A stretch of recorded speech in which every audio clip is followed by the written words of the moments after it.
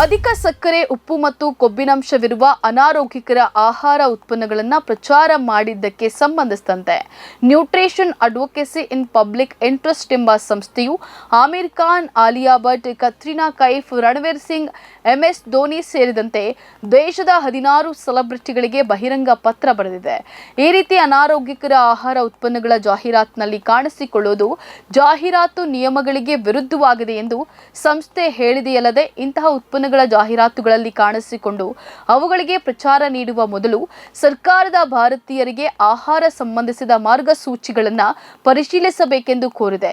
ಈ ಬಹಿರಂಗ ಪತ್ರದಲ್ಲಿ ಕಿಯಾರಾ ಅಡ್ವಾಣಿ, ಕರೀನಾ ಕಪೂರ್ ಖಾನ್, ಸಿದ್ಧಾರ್ಥ್ ಮಲ್ಹೋತ್ರಾ, ದಿಲ್ಜಿತ್ ದೊಸಂಜ್, ಕಪಿಲ್ ಶರ್ಮಾ, ತಮನ್ನಾ ಭಾಟಿಯಾ, ಕೃತಿ ಸೆರೋನ್, ಯಶ್, ರಾಹುಲ್ ದ್ರಾವಿಡ್, ಸೂರ್ಯಕುಮಾರ್ ಯಾದವ್, ಜಸ್ಪ್ರೀತ್ ಬುಮ್ರಾ ಅವರನ್ನು ಉಲ್ಲೇಖಿಸಲಾಗಿದೆ.